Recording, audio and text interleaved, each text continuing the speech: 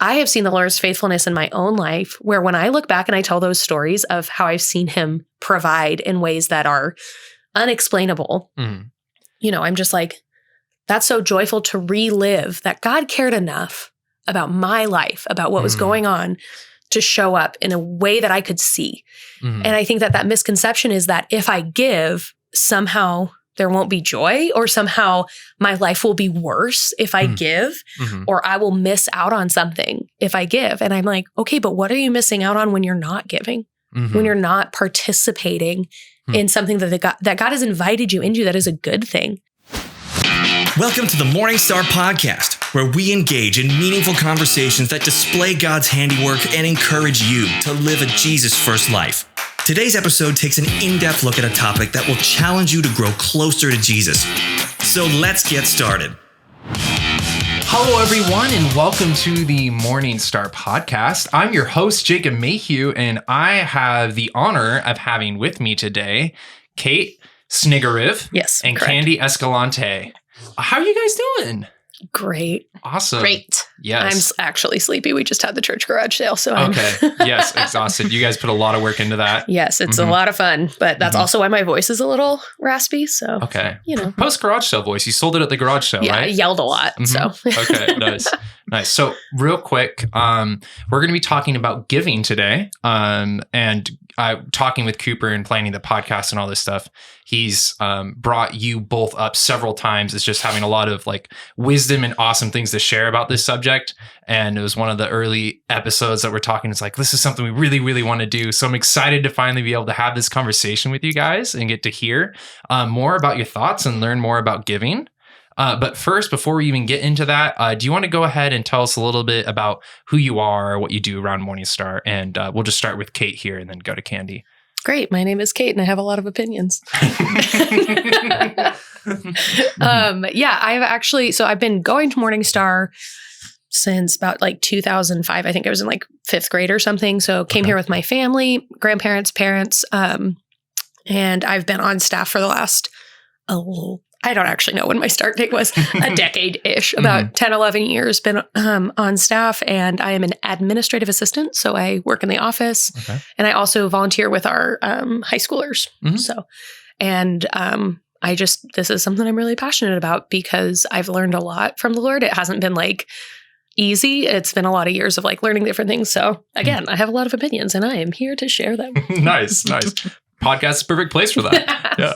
What about yourself, Candy? I'm Candy, and I've been going to Mstar since 2016 when I got hired and moved to Salem. Oh, okay. And I was originally from California, Calvary Chapel, Marietta. Okay. And I worked in the accounting office there. And so coming here just fit right into the accounting office. And now I'm the director of finance. And so I'm over all the office manager and payroll. Cool. Is that for someone who's California ignorant like me, is that Southern California, Northern? Southern California. Okay, where it's nice and warm and doesn't rain like this all the time. Right. That would be nice right now. So, like I said, we're going to be talking about giving. And so I just kind of wanted to open up the floor with what is giving? Do you want to go first? Do you want me to go first? You have notes. I do. Candy is prepared. So giving is simply transferring something without expecting anything back. Ooh. Oh, okay. Wow. I like that. That's good. Okay, podcast is over. Done. No, okay. Candy's actually going to drop the mic in a second. So transferring something without expecting anything back. Yeah. So that can like something meaning money or like what? Money, time, talent. Okay. Literally anything. Yes. Okay. Kate, did you have anything you wanted to add on to this perfect definition?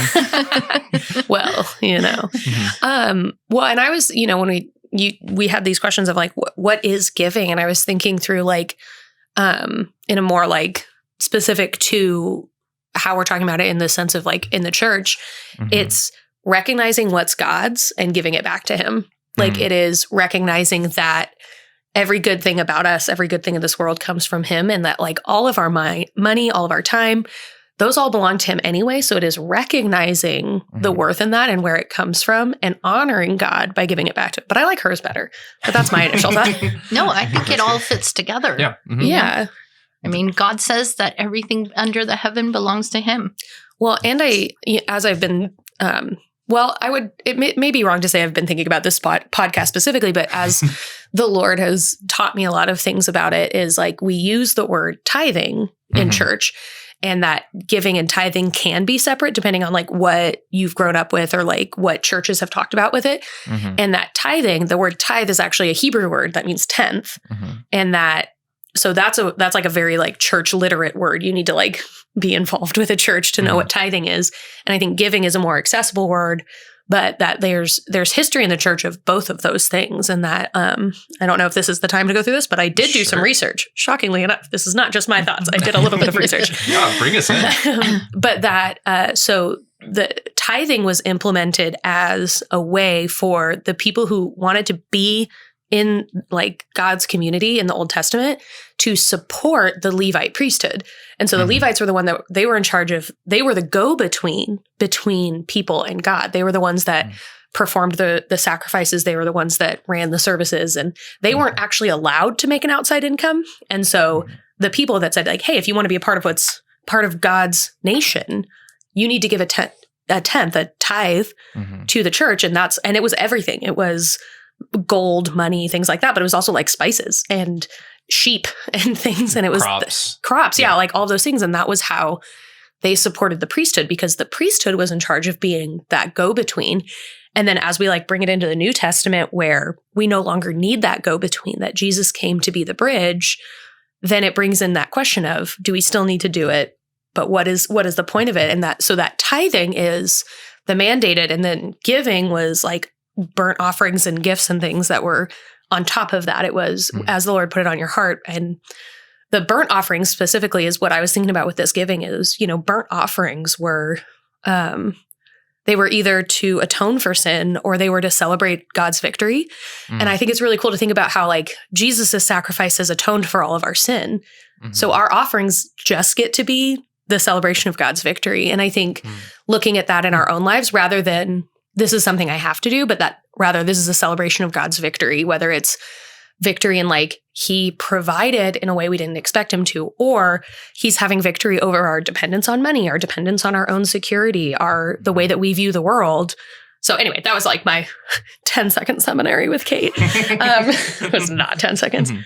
And so I think as we're talking about like giving and tithing, there could be like some differences. And so to get on the same page of like, are we talking about tithing? Are we talking about extra gifts? I'm kind of coming into this thinking of tithing and like, what does that mean for New Testament, New Covenant believers? Okay. Yeah.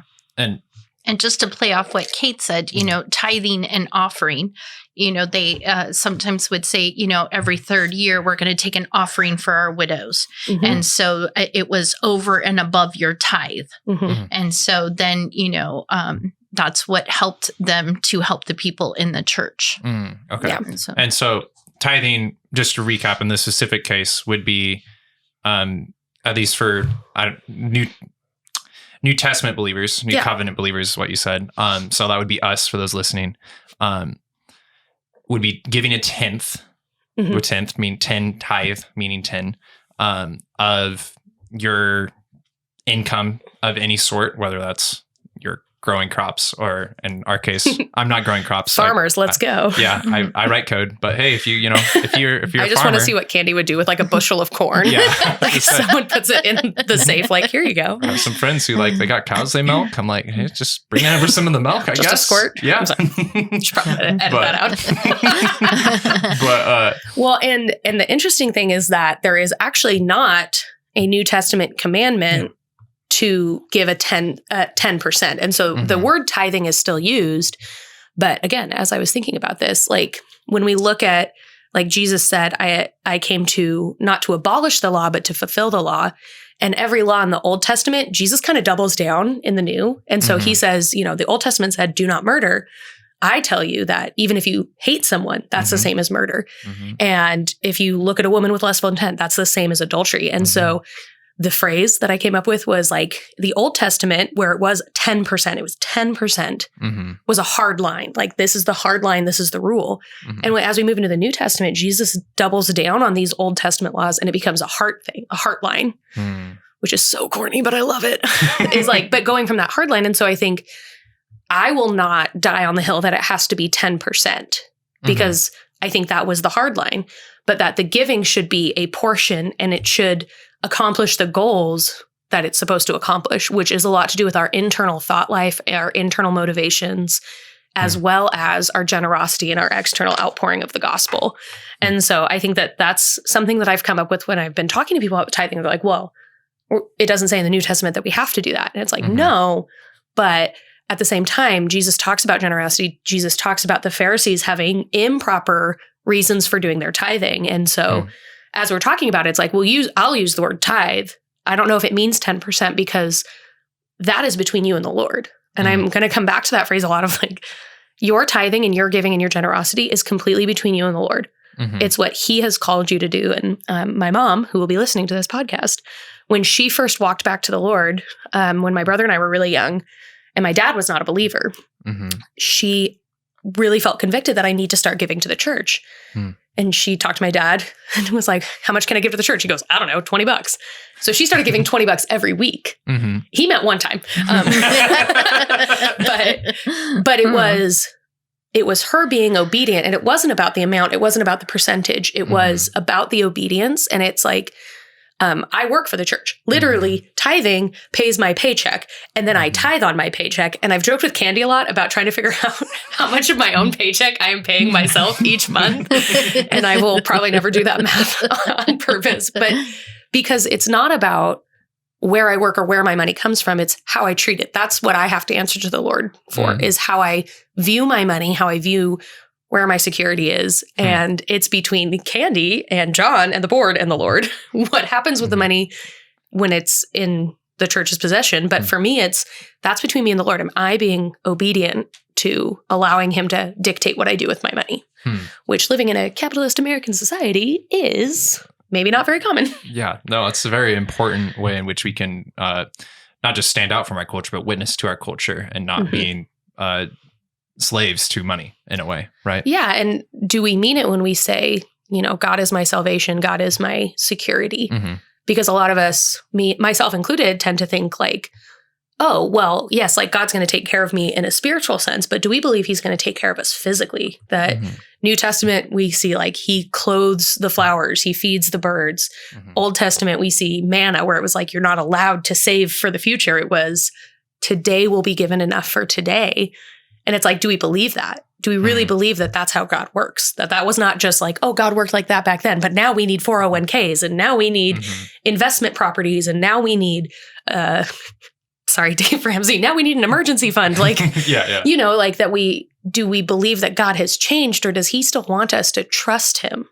Even when it could be the point of folly, or the point of where people would say that's not wise. Okay, but do we trust God? Do we trust ourselves? Do we trust the money that we can see, or do we trust the God that we can't see? Ooh, that was good. That was really good. That was good. Did not think about that before.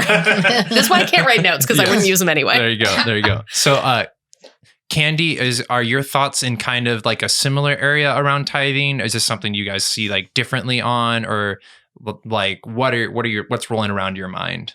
No, I believe God has called me to that everything belongs to him, and that nothing belongs to me, and that I, to give back. And so I really believe strongly in tithing. In 2 Corinthians, it's very clear that, you're to give with a cheerful heart.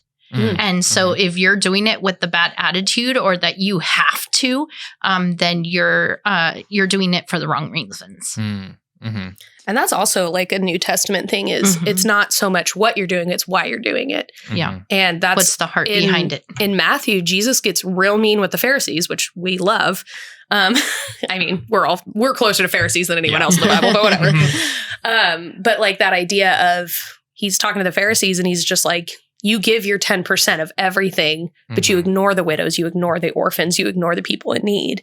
And so it's like you're saying, it's not just, it's so internal. And I think that that's that's hard for me because I love a checklist. I love, give me the list of things I need to do so I can get it done and not worry about it, rather than let me sit and internally process, like, how do I view the world and how do I view God and how is that affecting my decision making? I love a checklist. I don't love introspection. It's not my favorite thing. As opposed to my husband, who has a thinking chair. He has several thinking chairs, actually. He loves introspection and just to sit and think. And I'm like, let's do something. And so I do think that, I don't know, like I would be curious to talk more with somebody who disagrees with me because I have yet, maybe this is mean, I have yet to hear an argument against giving that is rooted biblically. Like someone who says, I will not give for these reasons. Most of the time, they're not biblical reasons. It's, I don't have enough, or I don't think that that's important, or there's corruption in the church and how they use their money, or like, I've heard arguments, but at the same time, I'm like, but none of those are biblical. None of those are like lining up with what God has asked us to do. Right. But I would love it if we had someone here. Yeah, I could pretend to be that person. I'm not very good at it. Antagonist. So what would you say to someone who is, let's say, giving, and they're giving a full tithe to like the Union Gospel Mission instead of a church? Big fan. Instead of a church. Okay. So I'm not being a very good antagonist here. Well, and again, it's between you and the Lord, because while personal conviction, I give to the church that I attend because I believe that we should be like very involved with the local body that we are part of. But to say that my church is more important somehow than other ministries. So like the idea of parachurch organizations, and my husband told me I could talk about this, but with our personal finances, like we give 10% of our income, like from both of our jobs, goes directly to the church. But we have rental income. We rent rooms in our house, and that goes to a missionary. And so it's like whatever we have coming in from rental income, we've decided, hey, 10% of that is going to go to this specific missionary. And when we look at how Paul talked about the people who supported him, I think there's a really good argument that, again, it's how are you viewing your money and what is God telling you to do? Because what God tells me to do with my finances might not be the same as what he's going to tell you to do. And for me, I feel convicted and very like passionate about, I'm giving to the local church, but I'm also giving to missionaries. But for someone else, again, that is between you and the Lord.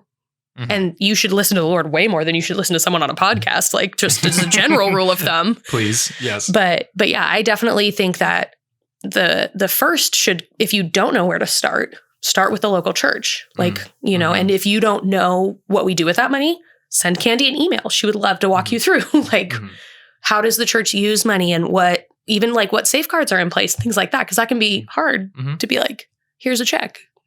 Yay. Actually, would you mind delving into that right now? I know it's not something I prepared you for, but like how does the church look? How does our family here use the money, and like what safeguards are there and all that? So, we, at the end of each year, we start putting together a budget for the next year. Okay. And so that budget is, goes over everything from staff expenses to building maintenance to ministry to all the different areas in a church where we would have expense.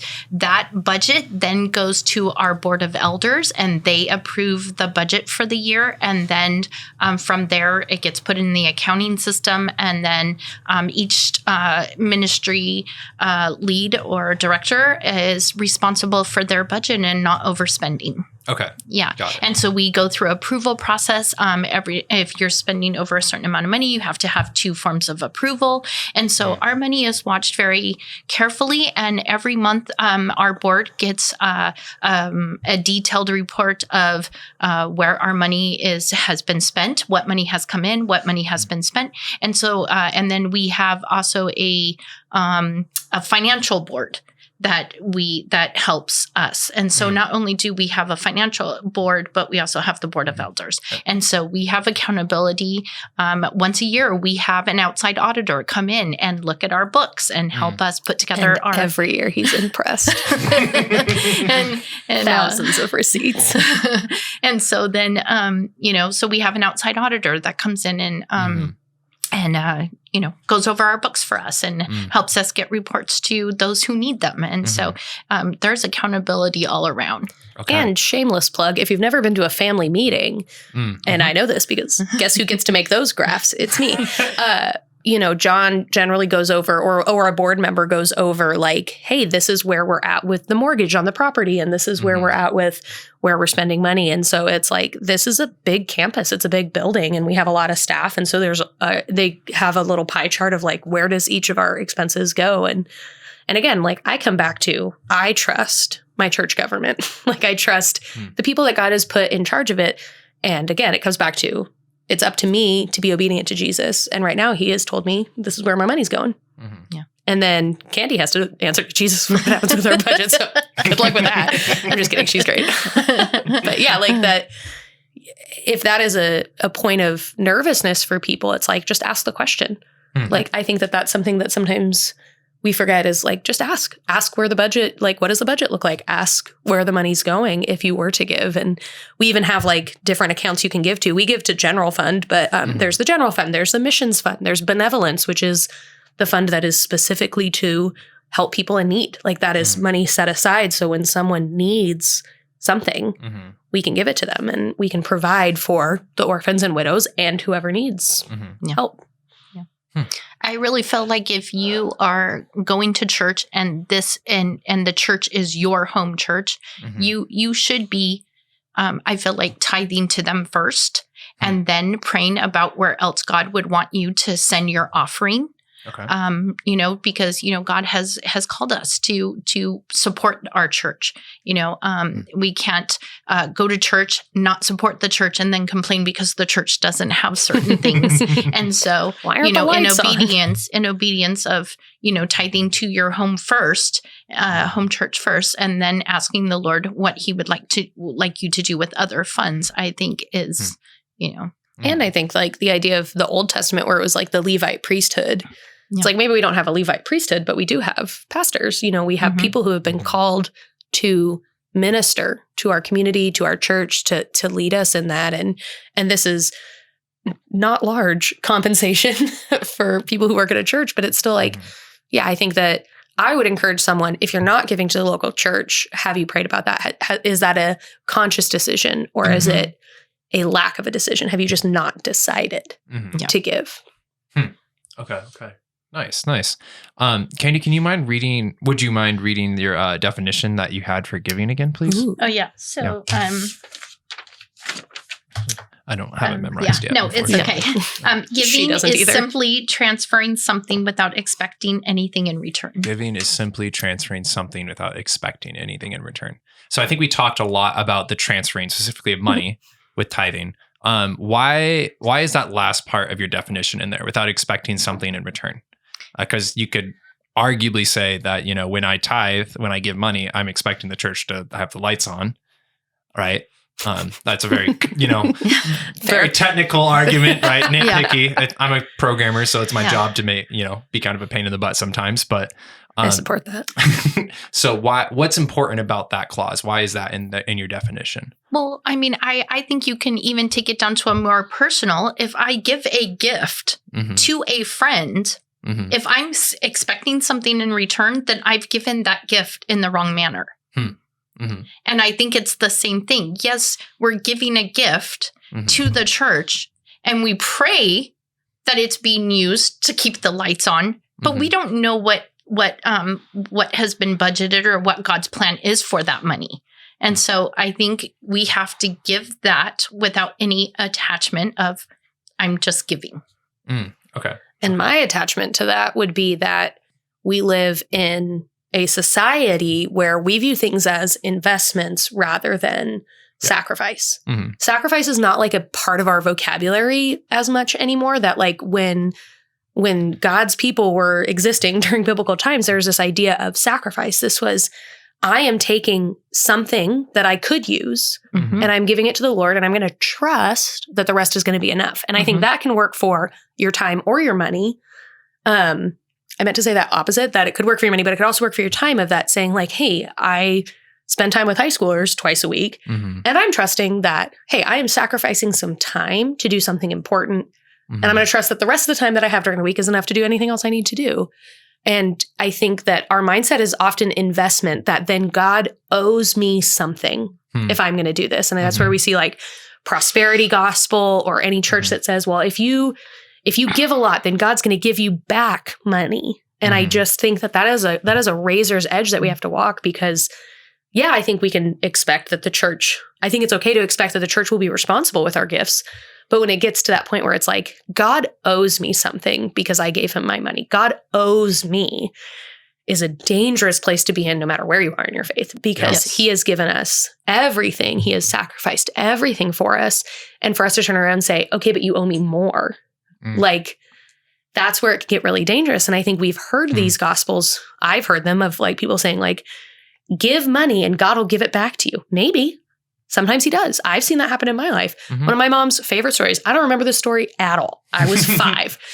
But, my mom had just started going back to church. We went to this tiny little church out in North Salem. And my mom would give money, and I would watch her give money into, they had an actual plate. It was a little silver plate, I think. And they passed it. And I got money for my birthday. I got $5 for my birthday because I turned 5 years old. And I said, Mom, I want to put my money in the plate because you put your money in the plate. Aww. It was very cute. Yeah, it's adorable. Maybe the last time I was that cute. But she said like, well, you don't have to put all of it in. Like, I've got change. And I said, no, I want to put all of it in. I want to put that whole $5 in. And I did. And then at the end of the church service I don't remember who this guy was. I thought he was a pastor for a long time. And we were just talking about it. And she was like, he was not a pastor. He was just a guy. And he was just, this older gentleman was like, hey, I heard it was your birthday. And I said, yes, it was my birthday. And he hands me $5. He says, happy birthday.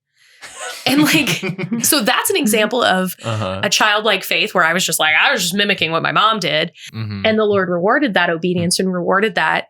But that's not always the case. And if it's giving, thinking, I'm going to do this, but I expect a random check in the mail, or I expect, something else, rather than the expectation that we would look more like Jesus.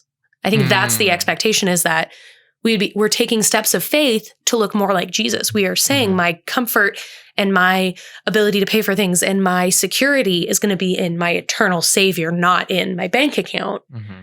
I think that if we are expecting to look more like Jesus, we're going to see that happen for sure. If we are expecting a specific result in monetary form, in personal glory. Do you guys remember the movie My Big Fat Greek Wedding? Never seen it. Oh my gosh. I'm pretty sure it's from My Big Fat Greek Wedding. I was just thinking about this, but there's this one point where the two like families that don't like each other are getting in like a tithing war. And they're like in the church, and it's like he drops in like a bunch of change and it clatters really loud. And then the other dad like picks up, and it looks like a huge roll of $5 bills. And he just puts this giant roll of money in the tithing. And they're all like, oh my gosh, he's giving so much money. And then the priest from the back goes, who wrapped a $5 bill around a bunch of envelopes? Which is such a specific example, but it's stuck in my brain of like, if we are looking for reward from people, we are looking for a monetary gain, we are looking for anything other than looking more like Jesus. Social status in this case. Yeah, like, and I think Candy would agree with this.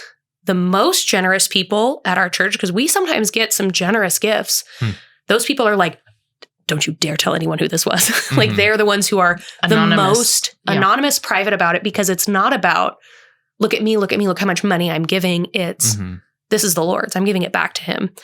And so, I think if you're looking for something that is tangible, no, that's not the right way to say it, but like you are looking for your own personal gain, you are looking specifically for your own glory or your own safety, your own security, then there's something wrong with that equation. But I will say this, I have done that a lot of times in my life where I have given with the wrong motivations, and that does not change God's faithfulness. Like, he is still faithful to fulfill his promises. He is still faithful to me even when I'm unfaithful. And I would say, even if you're not 100% on your convictions or you're not quite sure, see what the Lord can do. What is it? Is it Malachi? Malachi 3:10? I think it's Malachi. We can find out. Yes. I'm pretty sure it's Malachi 3:10. I'll talk about it and then I'll figure it out. We'll put it in the notes. In Malachi 3:10, it's talking about giving and sacrificing. And God says through Malachi, he says, test me in this. And he's basically saying, see if you could outgive me. See if you could be more generous than I am. Because he's saying, give and see what the Lord gives back. And so that we're even invited to be more generous than we think we can be. And that God's character is going to be more generous than we can even imagine. And again, that generosity might not be cash, but that generosity, again, is something that is such a cool experience to like interact with the Lord in. Is like, what could he do? What is he going to do? Yeah. Yeah. Do you want me to go ahead and read it? Yeah, sure. Let's do it.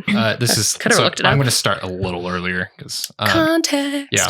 And in tithes and offerings, starting at now verse 9, you are under a curse, your whole nation, because you are robbing me. Bring the whole tithe into the storehouse, so that there may be food in my house. Test me in this, says the Lord Almighty, and see if I will not throw open the floodgates of heaven and pour out so much blessing that there will not be enough room to store it. I will prevent pests from destroying your crops, and the vines in your fields will not drop their fruit before it is ripe, said the Lord Almighty. Then the nations will call you blessed, for yours will be a delightful land, said the Lord Almighty. Yeah, and I mean, this is a minor prophet that, if my biblical literacy is on point, which may or may not be, this is when the Israelites have come back from exile. I think, I'm not 100%. Usually Andre's here and I could be like, is that right? Someone correct me. I need my safety net. But the idea being that they had been out of practice of while they were in captivity and while they were outside of like living under another society's laws, they'd lost track of how to do these things that God has commanded. And he's encouraging them like, hey, don't forget how I've taught you to live, how I've taught you to be generous. And that's a really cool, like, just passage. But way back in the day, like 15 years ago, I don't even think I was on staff yet, we did what was called the 3:10 challenge. And it was based off of this verse in Malachi 3:10. And they did a challenge with the whole church that says, for 3 months, give 10%. And see what God does. And again, it was open-ended. That was the floodgates of heaven in blessing. Again, not saying necessarily the way that we think blessing is going to show up, but it's like we're allowed and encouraged to invite God to bless us by trusting him with our physical possessions, whether that's money or time or talents, things like that. I've been talking a lot, Candy. You need to jump in, bud. I'm going to have an asthma attack over here. Getting fired up. Try not to breathe really loudly on the mic. I'm kind of reminded in all of this by Jesus teaching, you cannot serve two masters. You'll either love one or hate the other, or be devoted to one or despise the other. You cannot serve both God and money. Yeah. And there's a lot of looking at money as gifting, as you were talking about, I think is a good way of showing that, because when you're giving something, you're just saying this has no power over me. It's not something I need, and I'm not and if I'm gifting it, I'm not expecting it to produce anything. Right. It can't be more, if it's a true gift of the heart, it can't be more, air quotes, useless. Right. In some ways. And so that could be a very tangible way of like despising, as in the, neglecting the control over it of your life. So rewinding a bit, there's something I kind of want to touch a base about. And it kind of goes back to something you said earlier, and this might really go into a rabbit trail. I love rabbit trails. Yes. My poor high school small group. I encourage all the rabbit trails. You said, you talked about 401ks, and I just kind of was curious, like, I mean, I have one. I don't. So it's not like there's a balance. Maybe there's not, between investment and just giving everything. So like, should person A who's listening, or me, I guess, who's also listening, you are an active listener, 100%, just like all of my money, all my income straight to the church? I'm not going to say no. Okay. Because I don't know what the Lord will call you to do. But I think that there is this balance of being a good steward. Are we stewarding well? And I don't think God is anti-investment at all, because when he told a parable, I think it was a parable. It was a parable. Probably. He did tell a lot. Sometimes at high school group, I tell Robert, you don't need to write a sermon. Just get up and tell a weird story and then leave and tell like 3 of them what it means. And that's it. Yep. He hasn't done it yet, but I'm holding out hope. Maybe next time I teach. But like the parable of the good servant, where it's like the master gives each of his servants a coin, and a couple of the servants just go bury it out in the backyard and don't do anything with it. Well, one servant multiplies it and trades it and create, and that servant is praised for being a good steward. And so there is a balance, I think, of are you being a good steward? Like, I don't think that you should default on all of your loans in order to give to the church. And if I'm wrong about that, then you need to pray about it. Again, don't listen to me, listen to Jesus. But that, being a good steward so that you are continually able to give and you are continually able to be generous. And that creates a lot of that specific action steps for people is like, are you setting yourself up so that you can continue to be generous?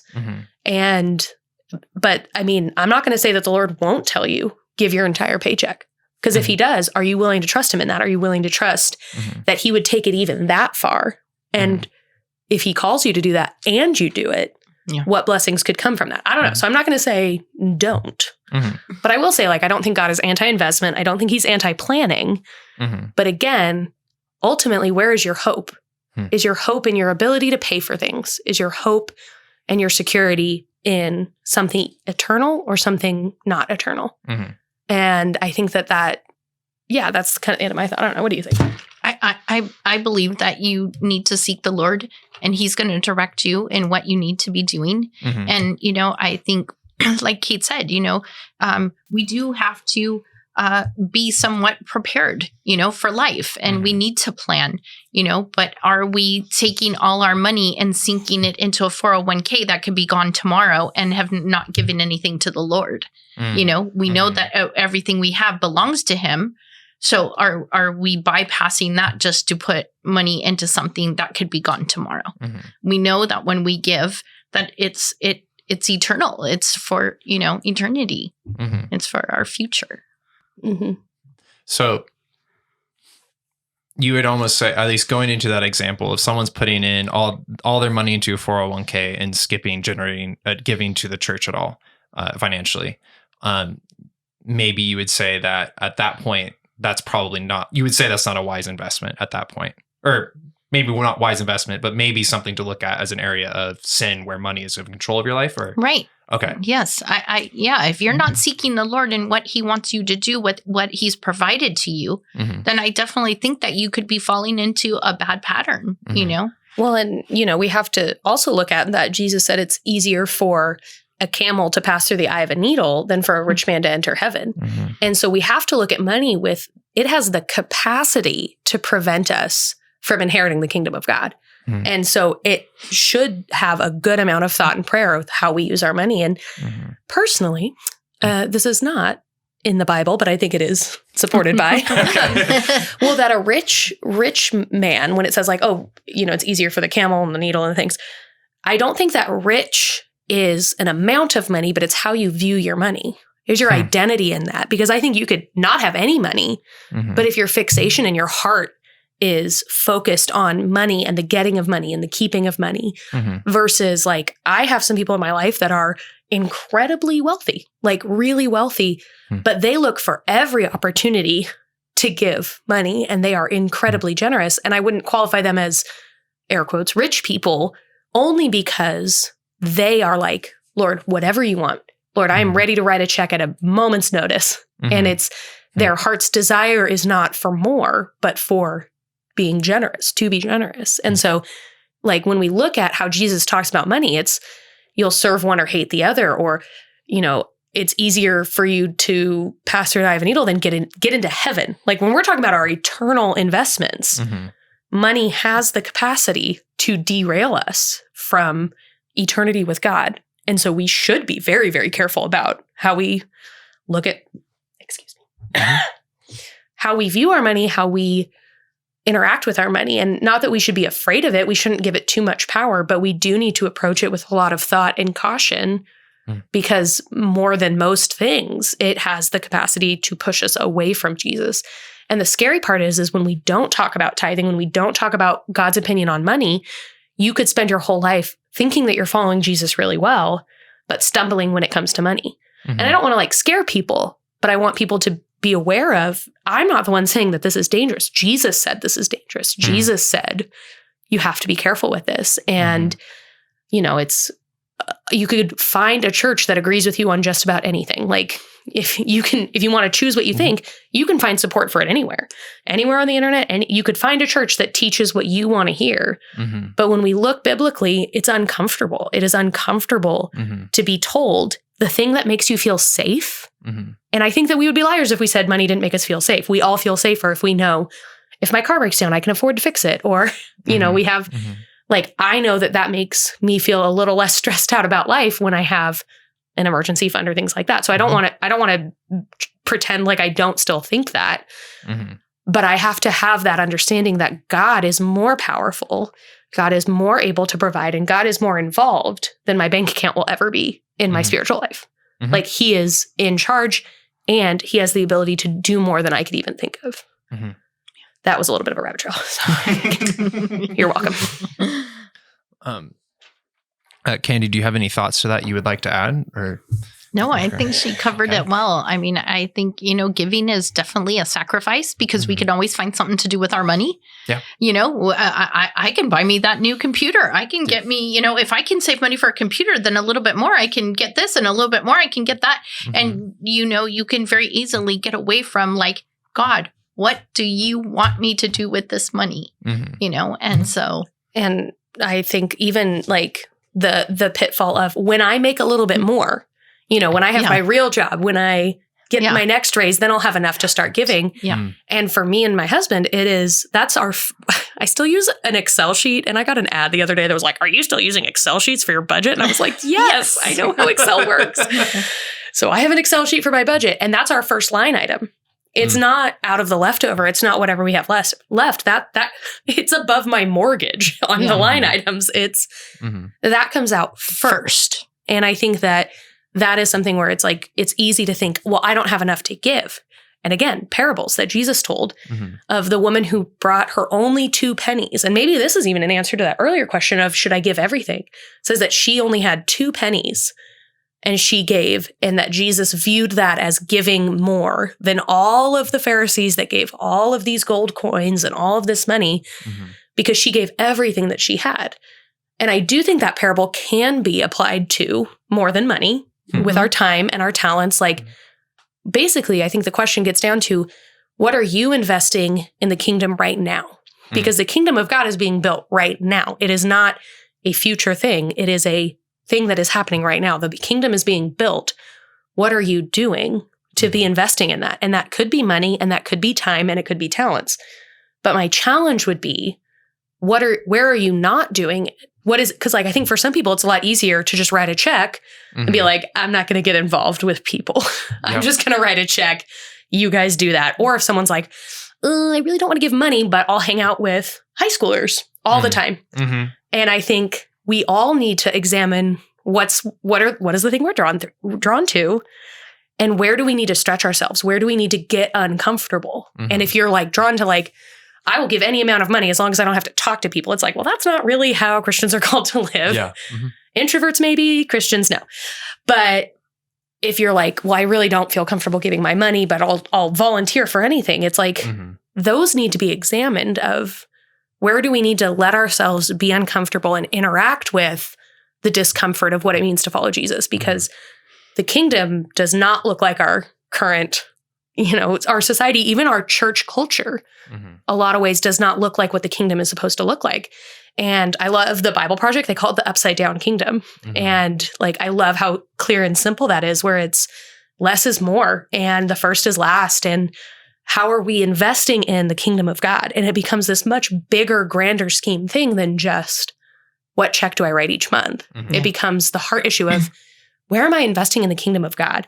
And where can I give more? Where can I be more involved? Because what could be more important? Literally, what could be more important? There's not a lot of things on this earth that are more important than what we are going to have for all eternity. And it's, for me personally, I love zooming out to the big picture because it makes all the problems seem small. Like, my retirement fund is going to mean nothing in the millennial kingdom. Like, that has nothing to do with Jesus coming back and making all things right. But the investments that we make, and both in people and even in ourselves, because I do think that tithing does more for our internal spiritual life than it does necessarily. Like, God doesn't need our money. Like, he can do what he's going to do. He doesn't need our money, but he's inviting us to participate. Wow, I'm getting fired up and out of breath. He's inviting us to participate by saying, I'm going to get some skin in the game and I'm going to see him be faithful and I'm going to build trust with the Lord, seeing him show up in these ways. And I'm like, why would you not want to be a part of that? Why would you not want to like find ways to trust Jesus more and more? Because there's always more ways to trust him. People I've known that have walked with Jesus for like 60 years are like, wow, I'm trusting Jesus in this new way. And I'm like, when are you ever done? You're not. And it's great. That's a wonderful thing. Yeah. Oh, okay. I'm good. Yeah. This might need to be a two-parter. One more thing that I wanted to make sure we get to is whenever we do introduce the giving or the tithing, whichever phrase you want to use at a church, we tend to speak of it as a continuation of our worship. And that's something that, we mentioned very briefly, but I don't think we really delve into a lot of times. And I don't know if Candy, do you have like any thoughts of that? How is giving worship? Because like those are something like, at least growing up, those were two different buckets for me. What sort of thoughts do you have about that? Is that just kind of like a phrase that we've thrown around, or what's the meaning behind it? Or that's a great question. I feel like, when we serve, when we serve, when we give, it's all a part of worship. It's all a part of gratitude. It's our thankfulness to God, for what he's done for us, and I think, singing out, giving our tithes, serving when service is needed, giving offering, we know a family in need and we step up and we give that need. I think it's all about a part of worship. It all goes back to the heart, how much do we live and depend on Jesus? And so. Okay. Nice.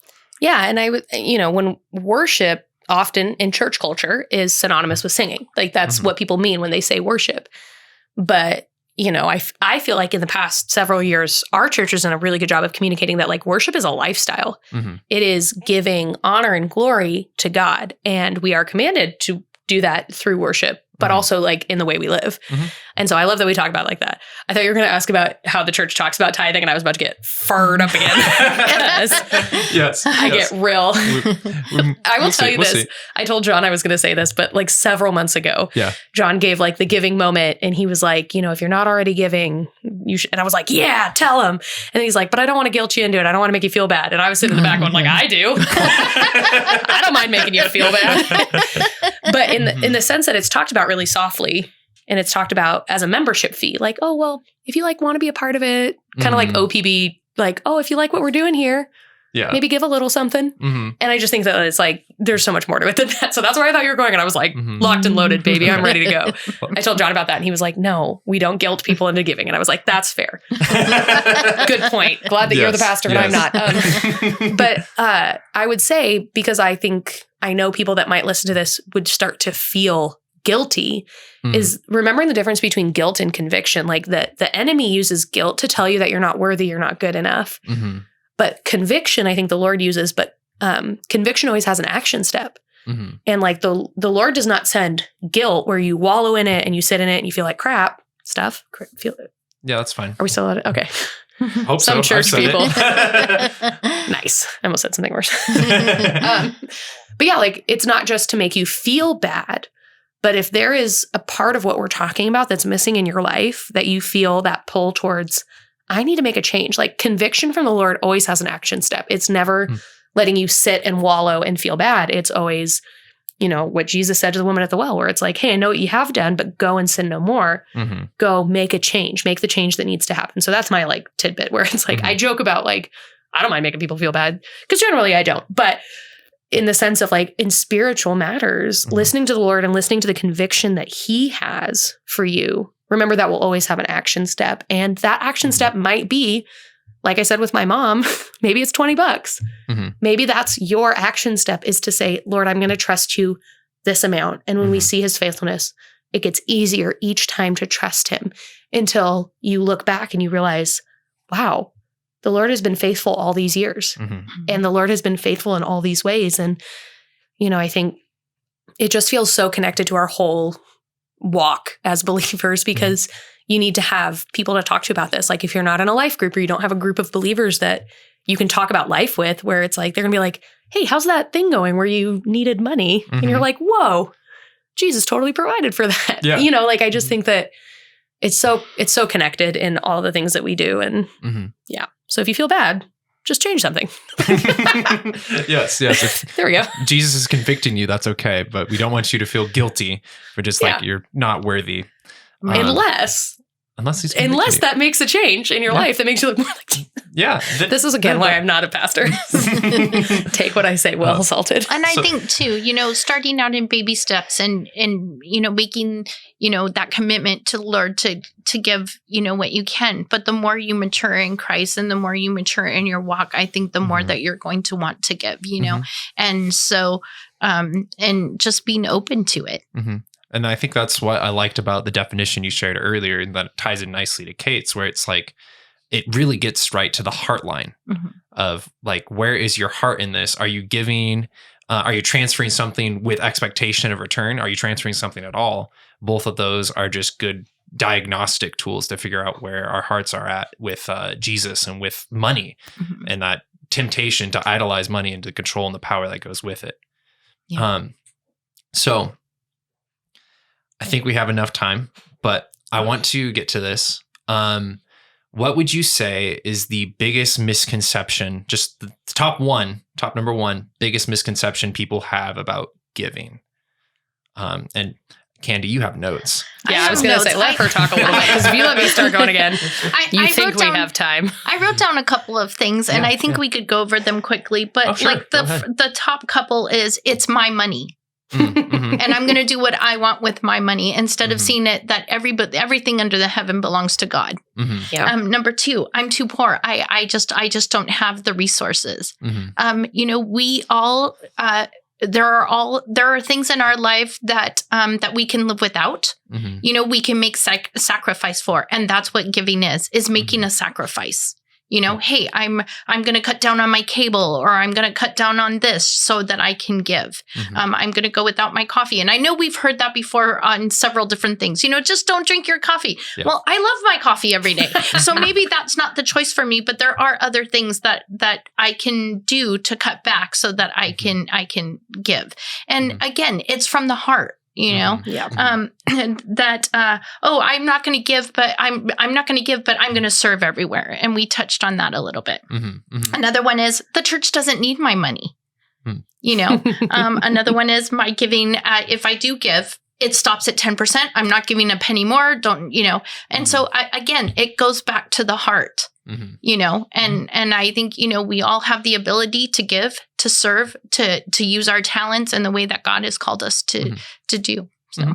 And some of those are things we've already touched on in the process. Like, the church doesn't need your money, talking about like God technically doesn't need your money, but it's often for our benefit that we give in a weird way. Not that we're expecting something, but it forms us to be more like Jesus. Yeah. Kate, did you have any misconception that you wanted to add to that? I think like I talked about mine at the beginning, where it's like, if I give, then God owes me, that it's some kind of transactional thing. And I also, I don't know if I ever had this misconception, but I think that some people do, that it is a salvation issue. Like, I have to give, otherwise I'm not saved. And I think that that's kind of a pendulum swing in the wrong direction. Well, pendulums only, never mind. I was going to say pendulums only have two directions. And I was like, I don't even think that's true. I am not a scientist. You guys, I'm so tired. That's okay. But that there can be this swing where it's, oh my gosh, am I even saved if I'm not giving 10%? And if I only give 10%, is that enough? And that can be, you know, on the wrong end of things, where it's like, it's still not giving with a cheerful heart, because God loves a cheerful giver. And I think that that's the biggest misconception, is that somehow it's not joyful to give. That it is, the misconception is that it is a bad thing, that it is something that does not contain joy or happiness, or, because like I could tell you so many stories, and that's how I communicate a lot, is I like to tell stories and I like to communicate through stories. But it's like, I have seen the Lord's faithfulness in my own life, where when I look back and I tell those stories of how I've seen him provide in ways that are unexplainable, you know, I'm just like, that's so joyful to relive that God cared enough about my life, about what was going on, to show up in a way that I could see. And I think that misconception is that if I give, somehow there won't be joy, or somehow my life will be worse if I give, or I will miss out on something if I give. And I'm like, okay, but what are you missing out on when you're not giving? When you're not participating in something that God has invited you into, that is a good thing. And I think that's where a lot of my passion, I would say, about giving is I have seen the Lord's goodness and I want others to see it. And maybe a misconception that God doesn't care. Like, God doesn't care what I do with my money. God doesn't care. He doesn't have anything to say about that. It's like, boy, does he. Jesus talks about it a lot. He does talk about it a lot. He actually talks about it more than sex, which is a very interesting thing. And a different podcast. Yes. But yeah, I think that's my biggest misconception, that if people hear one thing, it's that your life will not be less when you entrust things to God, even things that you're scared to give him. Your life will never be less than when you are trusting him, when you are allowing him to work on your heart, when you are allowing him to have a say in the things in your life. And the more we trust him, the more we trust him. Like, the more we give, the more we feel like we want to give. And it's not some like I'm not a hyper emotional person. I'm not like I don't know how to say it nicely, but like, I'm a pretty critical thinker and I'm a pretty like tangible. And it took a lot of years for me to like get on board with tithing, because I needed tangible like reasons to keep doing it. And those reasons came with my spiritual maturity, and it came with seeing him show up in ways that I couldn't explain. And so I would say, like, this is not some like mushy gushy thing. If you don't know me, I'm not a mushy gushy person. It's not like that. I mean, like, tangible proof. It is worth it to trust Jesus with your money and with your time. I promise you it is worth it. Yeah. And just in the position that I am, I've just not even talking about tithing, but even going above tithing into offerings of benevolence and seeing a single mom blessed because she didn't know how she was going to have her car fixed. And we were able to help, or a missionary who wasn't expecting, a certain gift. And then now, it's helped their ministry tremendously because they, got an unexpected gift. And so I get to see those blessings to certain ministries, and it's awesome. That's great. Can I tell a really quick story? Yeah, sure. This was many years ago, and this is like a thing with like, if the Lord puts it on your heart to give, you have no idea what that could be an answer to prayer for. So we had a young man like called the church and was like, I've got a truckload of wood and I could sell it, but I'd really love it to give it to somebody who needs it. Do you know of anything? Truckload of wood. Yes. Okay. Yeah, like a pickup truck full of like split wood. Okay. And he's like, I've got it.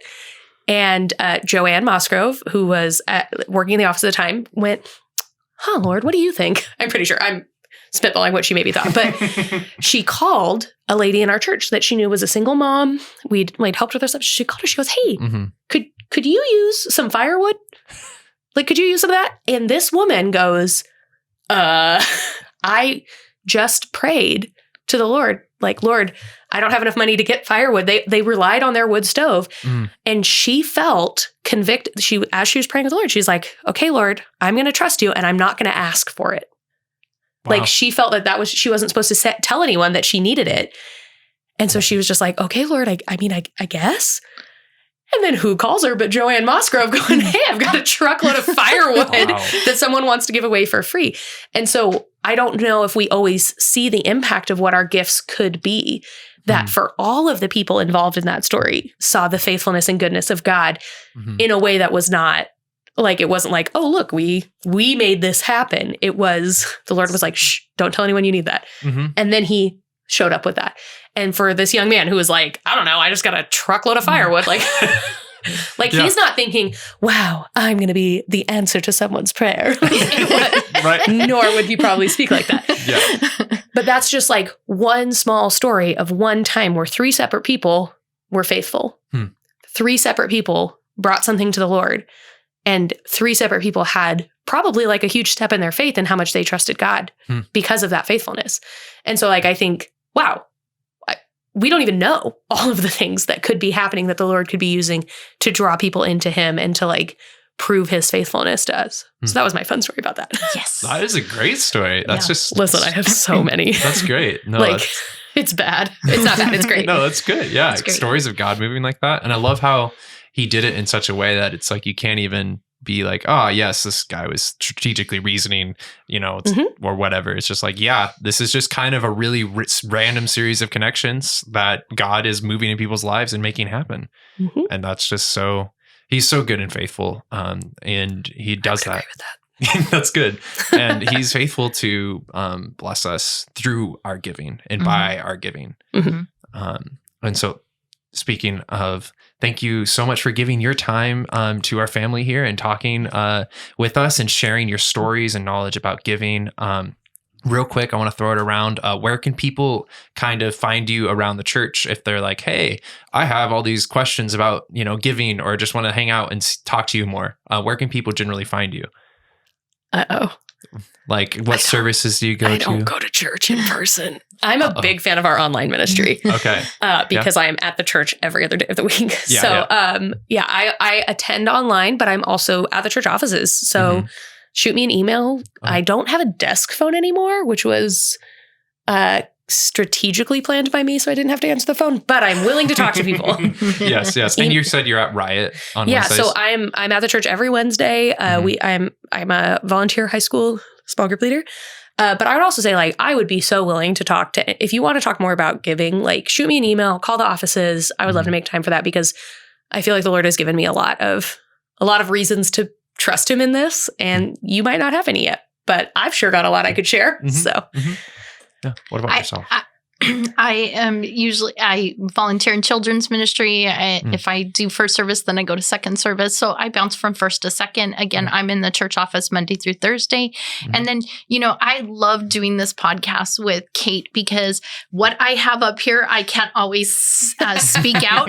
And when I heard her talking on tithing, I was like, girl, that's what's in my heart. That's what's in my mind. I just can't say it as eloquently. I think ranting might have been a better word, because Still, I love it. In my office, and I was just talking about how I felt. And I was like, and Candy popped in and was like, amen, sister. And I was like, I do not need validation. Please do not validate the rant. And so, yes. So, and, like she said, we send out a financial email every month. We also have family meetings that we do once or twice a year. We send out tithing records. And so, there's lots of opportunity to find out information. Okay. Awesome. If you need it. Yeah.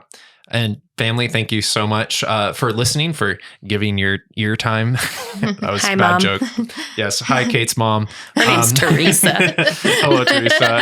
And thank you so much. Don't forget to take a moment to subscribe and review it, so that it's easier for people to find when searching on YouTube and stuff like that. Subscribe so you get future notifications on however your platform does that. And we'll talk to you later. Thank you so much, family. Have a wonderful week. Thanks for tuning in to the Morning Star Podcast. Join us again next time as we display God's handiwork and encourage you to live a Jesus-first life.